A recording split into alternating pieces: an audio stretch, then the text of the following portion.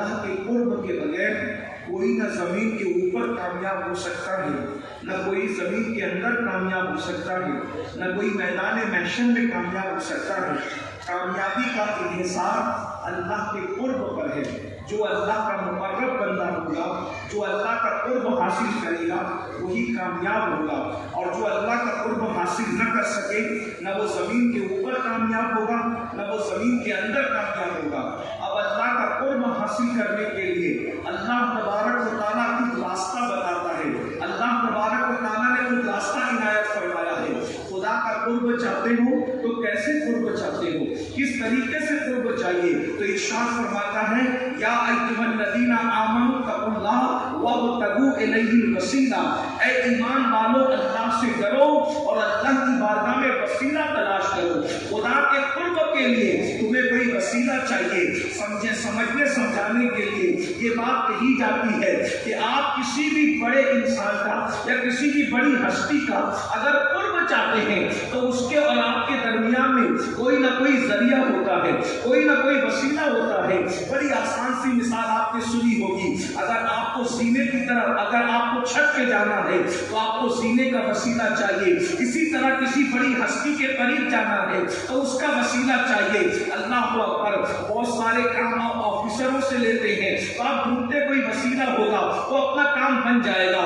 اگر ڈاکٹر اگر ڈائریکٹ کسی بڑے آفیسر کے پاس گئے تو وہ آپ کو بھگا دے گا، لیکن اللہ اکبر اگر کسی اس کے مقرب کو لے کر کے جائیں گے، اس کے دوستوں کو لے کر جائیں گے، اس کے یار کو لے کر جائیں گے تو یقیناً وہ آپ کو بھگائے گا نہیں۔ وہ آپ کو تو نہیں پہچانتا، وہ آپ سے تو محبت نہیں کرتا، وہ آپ سے تو پیار نہیں کرتا، اس کی آپ کی دوستی تو نہیں، اس کا آپ کا تعلق تو نہیں، لیکن آپ اس کے دوستوں کو لے کر جائیں گے تو وہ دوستوں کی رعایت کرتے ہوئے آپ سے جو ہے وہ محبت سے بات کرے گا، پیار سے بات کرے گا، آپ کی عزت کرے گا، آپ کو سمجھائے گا، آپ کا کام بنانے کی کوشش کرے گا۔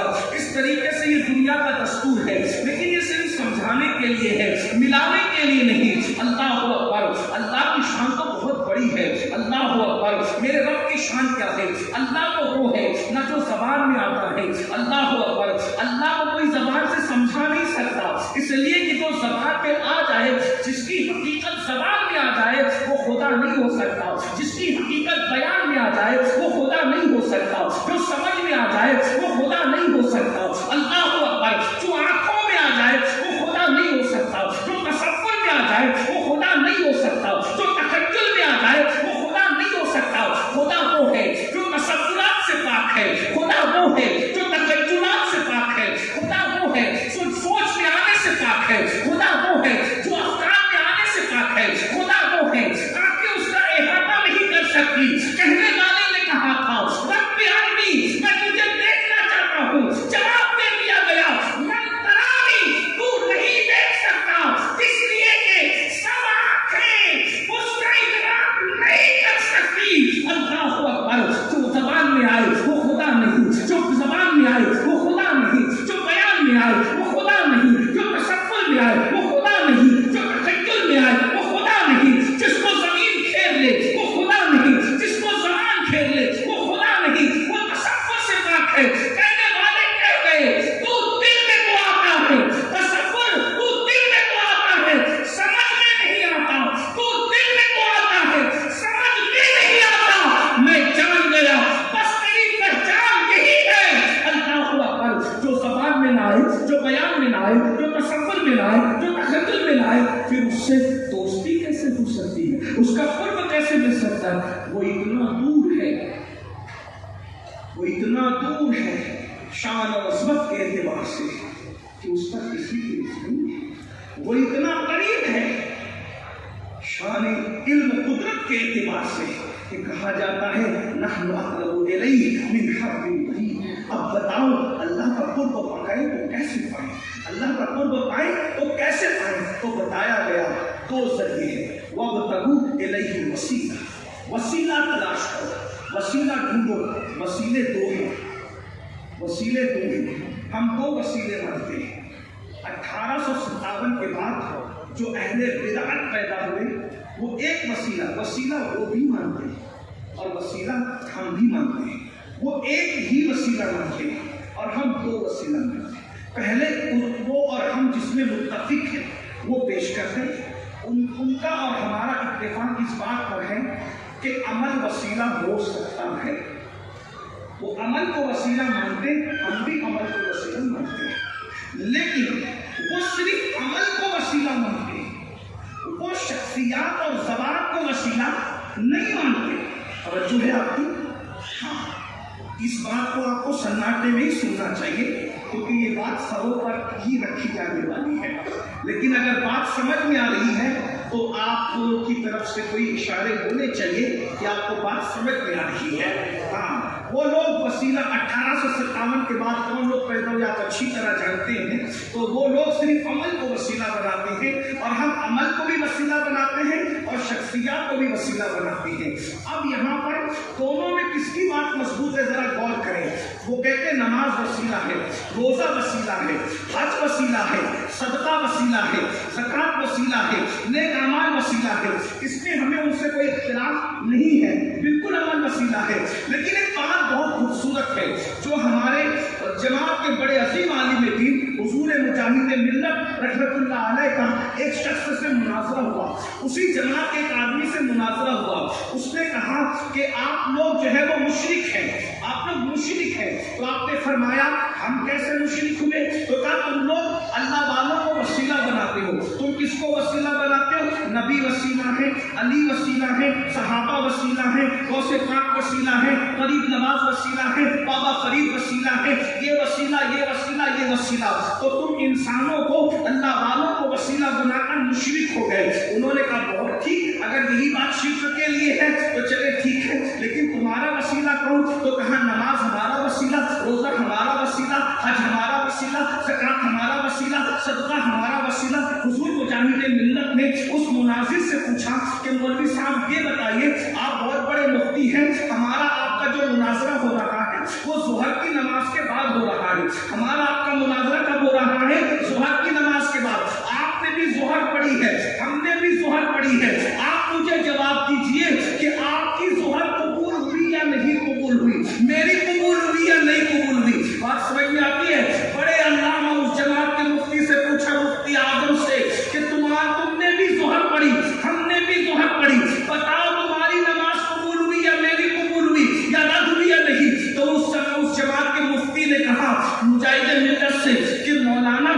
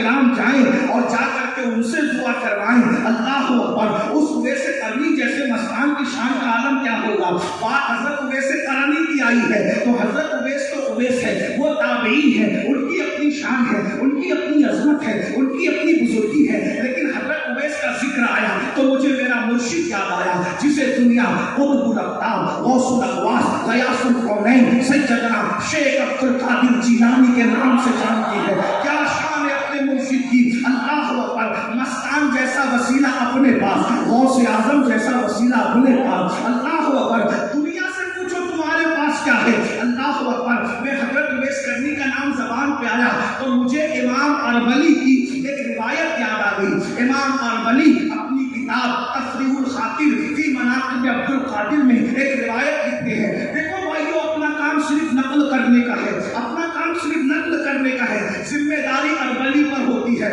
اور امام اربلی کوئی چھوٹا موٹا آدمی نہیں ہے. امام اربلی وہ ہے فتاوی رضویہ شریف میں امامین سنت نے جس کے حوالے نقل فرمائے ہیں. آج کل تو مینٹیوں کو زکام ہوا ہے, نابالغ محققین کا حال یہ ہے, ہر روایت کو سونگنے کی کوشش کرتے ہیں. مگر یاد رکھو ستاروں کے آگے جہاں اور بھی ہے, ابھی عشق کے امتحان اور بھی ہے. تو شاہی ہے پرواز ہے کام تیرا, تیرے سامنے آسمان اور بھی ہے. ارے جو زمین پہ کھڑا ہو اس کو جتنا نظر آتا ہے اس سے زیادہ چھت پہ کھڑے رہنے والے کو نظر آتا ہے. لوگوں کے نابالغ محققین جو ولیوں کی عظمت کا مذاق اڑاتے ہیں, جنہیں اردو بھی صحیح بولنا نہیں آتا, ان کو معلوم ہونا چاہیے جتنا تم غوث اعظم کو جانتے ہو اس سے زیادہ امام اربلی غوث اعظم کو جانتے تھے. لیکن اپنا وسیلہ ذرا سن لو, کتنا مضبوط ہے ہمارا وسیلہ. حضرت اویس قرنی کی بات آئی, آپ نے ایک واقعہ سنا ہوگا, اپنے مقرر سے بار بار سنا ہوگا, ہر بار سنا ہوگا. ہمارے علماء بار بار کہتے ہیں کہ اللہ کے رسول صلی اللہ علیہ وآلہ وسلم نے سیدنا فاروق اعظم کو اور مولا علی کو اپنا جبہ دیا تھا, اور جبہ دے کر کے کہا تھا کہ اویس قرنی کو میرا جبہ دے دینا, اور دینے کے بعد اس کو میرا سلام کہنا, اور سلام کہنے کے بعد کہنا کہ وہ میری امت کے لیے بخشش اور مغفرت کی دعا کرے. یہ آپ نے بار بار سنا کہ نہیں سنا؟ اس سے پتا چلا اللہ والوں کے یہاں جانا یہ صحابہ کی سنت ہے, اور بھیجنا یہ مصطفیٰ جان رحمت کی سنت ہے. ولی زمین پر ہو تو بھی جانا چاہیے, اور زمین کے اندر ہو تو بھی, مل کے بولو تو بھی, بولو بھائی تو بھی جانا چاہیے. حضرت عارف رومی نے کہا تھا یک ساتھ صحبت با اولیاء, یک ساتھ صحبت با اولیاء بہتر از 100 سالہ طاعت بیریا. ولی کی صحبت میں ایک لمحہ رہنا, ولی کی صحبت میں ایک لمحہ گزارنا, ایک لمحہ. ادے پور والوں غور سے سنو, اپنے مقدر پہ ناز کرو. ولی کی صحبت یک ساتھ صحبت با اولیاء بہتر از 100 سالہ طاعت بیریا.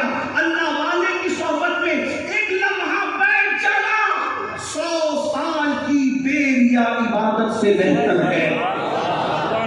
جو مستان شاہ کی صحبت میں بیٹھے ہیں ذرا غور تو کرے. ابھی یہ بہت پرانی بات نہیں ہے, بلکہ ماضی بھی کہوں تو کس منہ سے کہوں, یہ اس حال کی بات ہے جو اہل ادے پور کو بے حال کر رہا تھا. حضور مفتی اعظم راجستھان جیسے لوگ جس سے ملاقات کے لیے تشریف آئے, حضرت مفتی اعظم راجستھان مفتی اشفاق حسین صاحب رحمۃ اللہ تعالیٰ علیہ صاحب شریعت بزرگ, شریعت کے متبع, شریعت کے پابند. بھائی عوام جس کو ولی کہے وہ ہے یا نہیں میں نہیں جانتا, لیکن وقت کا مفتی اعظم راجستھان جس کی ولایت پر شک نہ کرے, اس مستان شاہ کی ولایت پر کیا شک ہو سکتا ہے.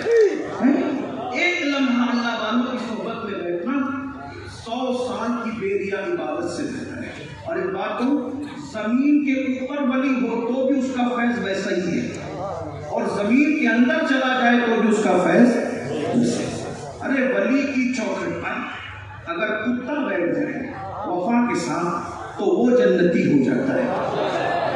قرآن نے کہا, میں اس سے کوئی تقابل نہیں کرتا ہوں, قرآن نے کہا لیکن ایک چیز اب ذرا غور کریں کہ اصحاب کہف جو غلامان عیسیٰ علیہ السلام تھے، اولاد عیسیٰ نہیں تھے، اولیاء امت عیسیٰ تھے، اولاد عیسیٰ نہ تھے.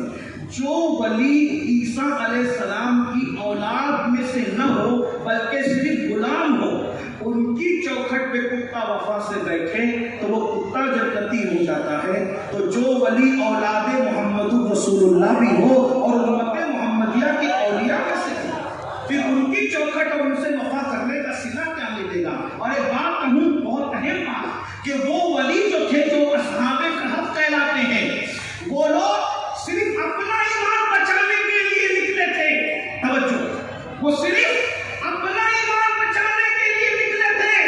اپنا ایمان بچانے کے لیے نکلنے والے جو سو جائے ان سے وفا کرنے والا کتا جنتی ہو جاتا ہے. جو اپنا ایمان صرف نہ بچائے بلکہ ہندوستان میں جو 90 لاکھ کو ایمان کی دولت عطا کرے، اس کو دل سے جو وفا کرے اللہ انہیں کیا مقام.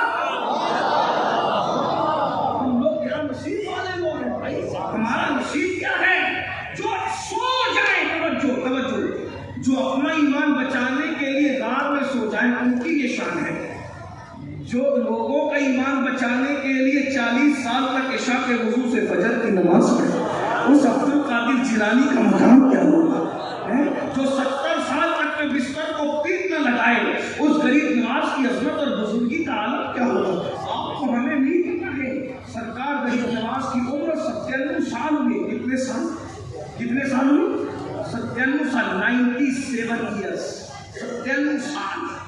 ابتدا کے 27 سال غریب نواز جاگے بھی اور سوئے بھی. آخری کے 70 سال نہ غریب نواز دن کو سوتے تھے نہ رات کو سوتے. کبھی نہیں سوتے. جب ہم یہ بات بیان کرتے ہیں تو اہل بدعت کہتے ہیں یہ لوگ سنی کہانی کس سے بیان کرتے ہیں کہ کوئی 70 سال تک کیسے نہیں سو سکتا. میں نے کہا تجھے نہیں پتا. جب عشق ہوتا ہے تو سب سے پہلے نیند ہوتی ہے. جب عشق ہوتا ہے ایسا بھی. میں نے کہا بالکل. جو لوگ سعودی میں کام کرتے ہیں، جو لوگ دلی میں کام کرتے ہیں، جو لوگ دبئی میں کام کرتے ہیں، جو لوگ وطن کے باہر کام کرتے ہیں، 8 گھنٹہ 10 گھنٹہ 12 گھنٹہ تھک کر آتے ہیں. دل چاہتا ہے چلو یار اے سی میں نرم گدے پہ لیٹیں گے فوراً نیند آ جائے گی. یہی لیکن جیسے ہی بٹیا کی یاد آتی ہے، بیٹی یاد آئی نیند اڑ گئی، بیوی کی یاد آئی نیند اڑ گئی، ماں کی یاد آئی نیند اڑ گئی. وہ لوگ ہزاروں تھکن کے بعد بیٹی کی یاد، ماں کی یاد، بیوی کی یاد سونے دیتی ہے. ارے نادان، تو نے بیٹی سے عشق کیا، اس کی یاد تھکن کے بعد تجھے سونے نہیں دیتی. تو نے بیوی سے عشق کیا، اس کی یاد تجھے سونے نہیں دیتی. تو نے ماں سے عشق کیا، اس کی یاد تجھے سونے نہیں دیتی. تو جس نے اللہ کے محبوب سے عشق کیا ان کی یاد کسی کو سونے کیسے دے سکتی ہے؟ اللہ اکبر. حضور تاج الشریعہ کے 2 مصرے یہاں یاد آئے، بڑے خوبصورت ہے. کہتے ہیں تیری یاد تھپکی دے کر مجھے اب شہاں سنا دے. مجھے یاد تھپکی دے کر، تیری یاد تھپکی دے کر، تیری یاد تھپکی دے کر مجھے اب شہاں سنا دے. مجھے جاگتے ہوئے تو بہت دیر ہو گئی ہے. تیرے دامن کرم میں جسے نیند آ گئی ہے، جو فنا نہ ہوگی ایسی اسے زندگی ملی ہے. میں مروں تو میرے مولا تو ملائکہ سے کہہ دے کوئی اس کو مت جگانا ابھی آنکھ لگ گئی ہے. کوئی اس کو مت جگانا ابھی آنکھ لگ گئی ہے. تو یاد رکھو جب ماں کا عشق سونے نہیں دیتا، ماں کی یاد سونے نہیں دیتی، تو یاد کی یاد اللہ والوں کو بھی سونے نہیں دیتی. کوئی 40 سال جاگا، کوئی 70 سال جاگا. اللہ اکبر. اور یہ تو ان کی زندگیاں ہیں، ورنہ ان کی زندگیاں دیکھ لو. بس آگے بات بڑھاتے ہوئے 2 جملے کہنے کی اجازت چاہوں گا. ویسے اجازت نہ بھی دو گے تو کہوں گا کیونکہ آپ نے مجھے بولنے بٹھایا ہے. اللہ اکبر. وہ اللہ کے ولی ہیں جن کو اللہ کی یاد میں نیند نہیں آتی. وہ اللہ کے ولی ہیں جنہیں عشق مصطفیٰ کی وجہ سے نیند نہیں آتی. اور ہم کیسے عاشق رسول ہیں، فجر میں ہماری نیند نہیں کھلتی. اندازہ تو فرمائے انہیں نیند نہیں آتی اور ہماری نیند نہیں کھلتی. پتہ چلا ہم نے عشق کیا ہے یا مکر کیا ہے، ہم نے عشق کیا ہے یا بے وفائی کی ہے، ہم نے وفا کیا ہے یا جفا کی ہے. مال کی محبت سونے نہیں دیتی اور نبی کی محبت فجر میں تمہیں جب عشق ہوتا ہے تو نیند سے بیزاری ہوتی ہے، عشق ہوتا ہے تو غذاؤں سے بھی بیزاری ہوتی ہے، جب عشق ہوتا ہے اللہ اکبر تو انسان جو ہے آبادیوں سے بھی بیزار ہو جاتا ہے۔ کہنے والے نے کہا تھا تو عالم سے کرتی ہے بیگانہ دل کو، تو عالم سے، ایک عالم سے نہیں، تو عالم سے کرتی ہے بیگانہ دل کو۔ عجب چیز ہے لذت آشنائی، جس کو عشق ہوتا ہے وہ پھر لوگوں کے پیچھے نہیں پھرتا، جسے عشق ہوتا ہے وہ تو یار کے لیے سب سے دور بھاگتا ہے، سب سے کنارہ کش ہو جاتا ہے۔ بڑی معذرت کے ساتھ عشق مصطفیٰ کا دعویٰ کرنے والوں، اپنے موبائل کی اسکرین پر تم نچنیوں کی تصویر کیسے رکھتے ہو؟ بہت معذرت کے ساتھ، بڑی معافی کے ساتھ، عشق مصطفیٰ کا دعویٰ کرنے والوں، زلف عنبرین مصطفیٰ کی نعت سننے کی بجائے تم ہیرو ہیروئن کی قصے کہانیاں کیسے سن لیتے ہو؟ بڑی ایک بات کہوں، ایمان لگتی کہوں گا، ہنسنے کی بات نہیں ہے، اگر کوئی شخص خوبصورت بیوی رکھے اور کسی دوسری کے چکر میں پڑ جائے تو پوری دنیا کہے گی یہ غدار اتنی خوبصورت بیوی کو چھوڑ کر، اتنا خوبصورت محبوب چھوڑ کر کیسی آوارہ گردی کر رہا ہے، یہ شریف نہیں ہے نا؟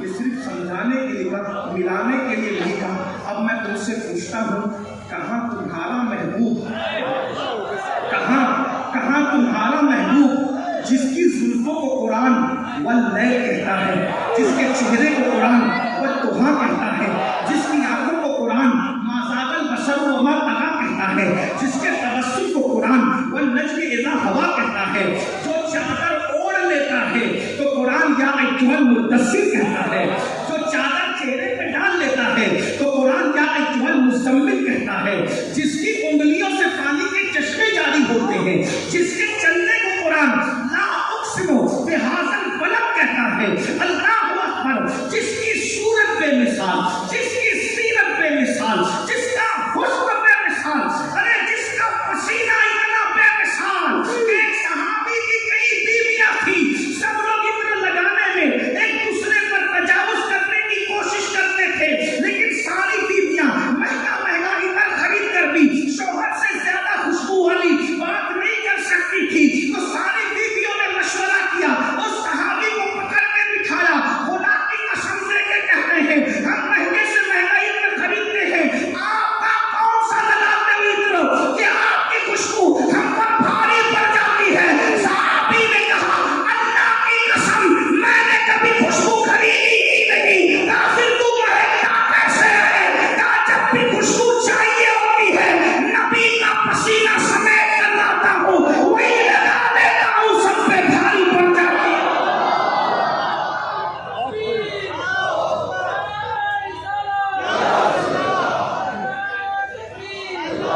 ایسا محبوب تمہیں خدا نے دیا، اس محبوب کو چھوڑ کر ہیرو سے پیار کرتے، اس محبوب کو چھوڑ کر دنیا کے اداکار سے پیار کرتے، ان کی محبت میں مبتلا ہو، ان کے پیار میں مبتلا ہو، ان کے عشق میں مبتلا ہو۔ اللہ کے بندو یاد رکھنا کہ ایسا تو نہیں کہ تم اپنے نبی کے ساتھ بے وفائی کر رہے ہو، تم اپنے نبی کے ساتھ غداری کر رہے ہو۔ ایک بات یاد رکھنا، جو ماں سے بے وفائی کرے مرتے وقت اس کی زبان پہ کلمہ نہیں آتا، جو نبی سے بے وفائی کرے مرتے وقت اس کی زبان پہ کلمہ کیسے آ سکتا ہے؟ اس لیے میرے بھائیو، اللہ والے وہ تھے، غریب نواز 70 سال تک نہیں سوئے، کہتے ہو نا ہم غریب نواز کے غلام ہیں، ہم غریب نواز کے عاشق ہیں، ارے غریب نواز تو 70 سال تک نہیں سوئے۔ آپ کہتے ہیں غریب نواز نے کہا تھا راجا کے اونٹ بیٹھیں گے، میں کرامتیں بیان کرنے نہیں بیٹھا، میں جلدی جلدی کام پورا کر رہا ہوں، اس لیے کہ تاخیر بہت ہو گئی ہے، دیر بہت ہو گئی ہے، اور یوں بھی میری اپنی طبیعت میں ہے 11 بجے کے بعد اگر دیر ہو جاتی ہے تو مجھے گفتگو کرنے میں تھوڑا سا تردد اس لیے ہوتا ہے کہ جو لوگ فجر پڑھتے ہیں وہ بھی جلسہ دیر سے ختم ہونے کی وجہ سے اس رات فجر نہیں پڑھ پاتے، جو نہیں پڑھتے وہ تو نہیں پڑھتے، لیکن جو پڑھنے والے ہوتے ہیں رات کے 3 بجے جا کے سوئے گا جلسہ سن کے، وہ فجر میں آپ کب کھلے گا؟ تو میں سوچتا ہوں کہ میری وجہ سے اگر کسی کی فجر قضا ہو جائے تو کروڑوں جلسے ایک پڑھنے میں اور ایک نماز فجر ایک پڑھنے میں دونوں کا مقابلہ نہیں ہو سکتا۔ تو میں سنیوں کو مشورہ دیتا ہوں جلسے جلدی شروع کرو، جلسے جلدی ختم کرو، دیر تک جلسے چلانا کوئی فضیلت نہیں ہے، بلکہ فجر کی نماز کا خیال کر کے جلدی سو جانا یہ پوری رات عبادت میں شمار کر لے.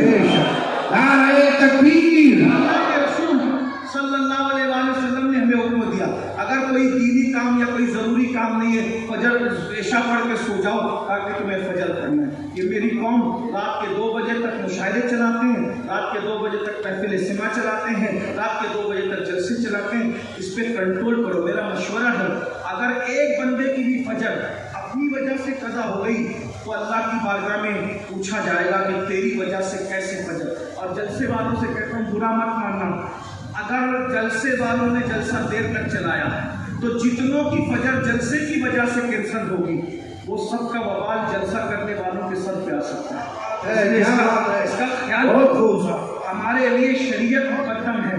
یہ جو ہم کہتے ہیں نا کہ غریب نواز نے کہا راجا کے اونٹ بیٹھیں گے تو بیٹھے رہ گئے, کبھی اپنے بیٹے کو بھی ایسے بٹھا پائے ہو آج؟ وہاں راجا کے اونٹ بیٹھے تھے, بیٹھے رہ گئے غریب نواز کے جملے پہ, ہے نا. یہی ہے, ہم کہتے تو ہمارا بیٹا بات نہیں مانتا, سب لوگ تعویذ مانگ رہے, سید صاحب تعویذ دو, بیٹا وفادار نہیں فرما بردار نہیں ہوگا, بالکل نہیں. اور ایک بات کہوں, یہ سید صاحب بیٹھے ہوئے اور یہ عالم بھی, یہ سید صاحب بیٹھے بھی عالم ہے, 2 سیدوں کے بیچ میں بھی بیٹھے ہوئے. ہم سید لوگ سچی بات کرتے ہیں کیونکہ ہم جلسہ دے کر بات نہیں بدلتے.